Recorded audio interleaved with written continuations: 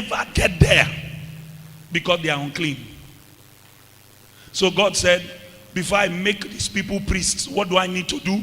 I need to cleanse them. Once I have cleansed them, go to 16 now. I will now take them from being common. They cannot do any other thing. I will now make them what? Holy. Go back to your positions. Now look at it. Verse 16. It says, for they are holy, given unto me from among the children of Israel. Are you here? It says, instead of such as open every womb, the firstborn of all the children of Israel, have I taken them unto me. 17. For all the firstborn of the children of Israel are mine, both man and beast. On that day that I smote every firstborn in the land of Egypt, I sanctified them for myself. Last verse.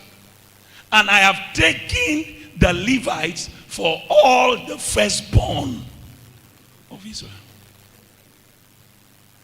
So everybody that was supposed to be a priest was rejected. And God said, I have chosen only one tribe. Only one tribe. Today that matter is still happening. Even though 1 Peter chapter 2 tells us that all of us are part of the royal priesthood. All of us are supposed to be holy priests. All of us are part of a spiritual house. Not every Christian is functioning as a priest. Not every Christian. Why? Because to be a priest requires sacrifice. Be a priest requires consecration. You cannot do what you like with your life. You cannot live anyhow as a priest. God is the one who will tell you who to marry. God is the one who will tell you where to live.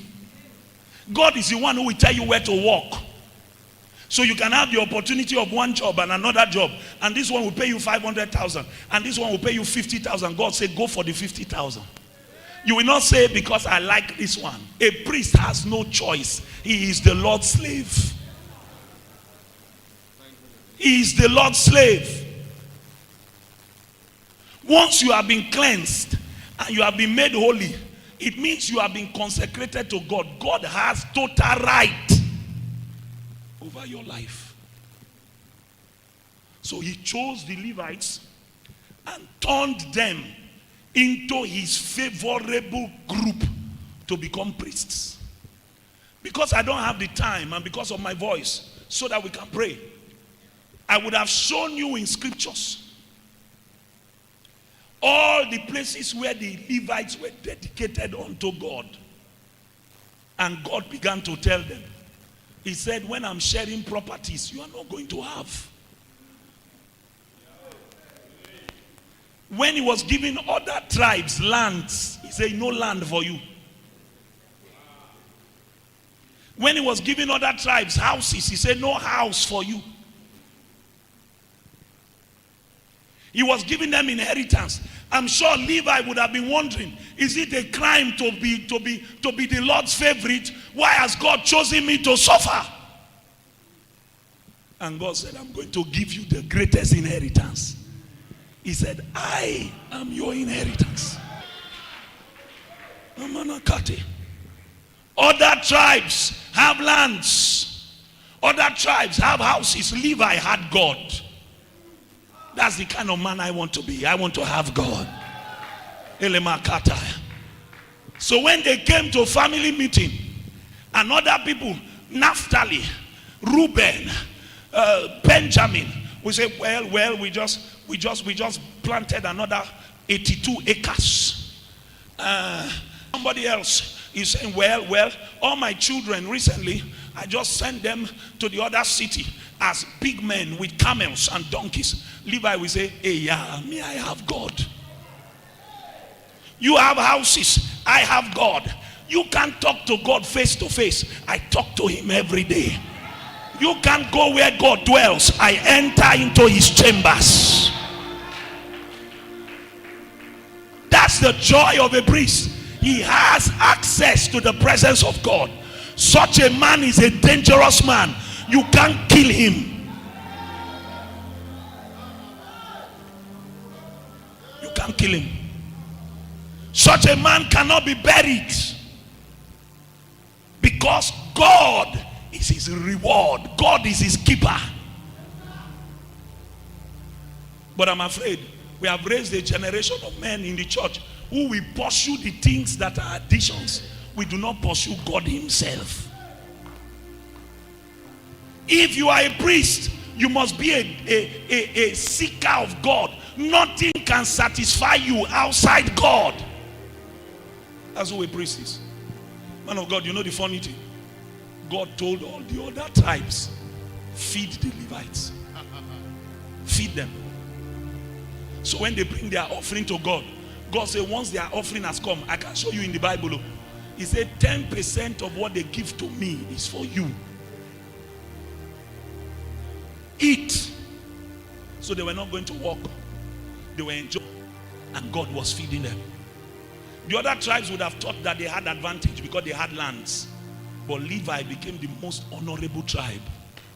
They had God. God has called us to this conference to remind us, pursue me, pursue me. Your advantage as a Christian is not your degree. It's not where you went to school. It's not how much you earn. It is how much of God you have. Pursue God, pursue him. In the morning, pursue him. In the night, pursue him. In the day, pursue him. Let nothing kill your prayer altar. Nothing. Woman of God, in the day that Levi could no longer enter into the holy place, he's a finished man. Any priest you found that could no longer enter the presence of God, he is useless. He's dead when he's alive. Dead. I will show you in the night. Dead is useless to God. He might be useful to men, but he's useless. What makes a priest useful is that he still has access to the presence of God. Remember Zechariah? Where did God tell him we have a child? Where did God meet Zechariah to tell him we have a child? In the Holy of Holies. Imagine that Zechariah could no longer enter the Holy of Holies. He would have been begging God, visit me, visit me, visit me. And yet God has prepared an encounter for him in the secret place. Many Christians are just collectors.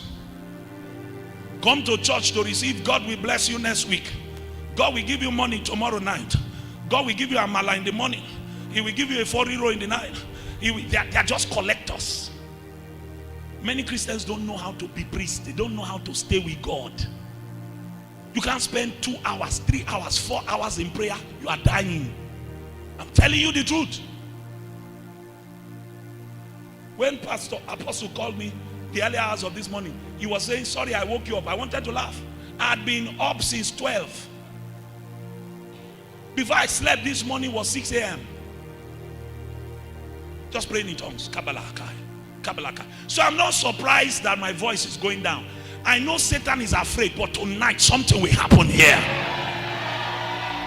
You will see what will happen in the night. Because I know the God whom I preach for. I know the one who called me. In this place this night, I beg you bring the sick. I beg you bring the deaf. I beg you bring the blind. I beg you bring men that their minds are not correct. There is a God who sits in the heavens. He's the same yesterday. He's the same today.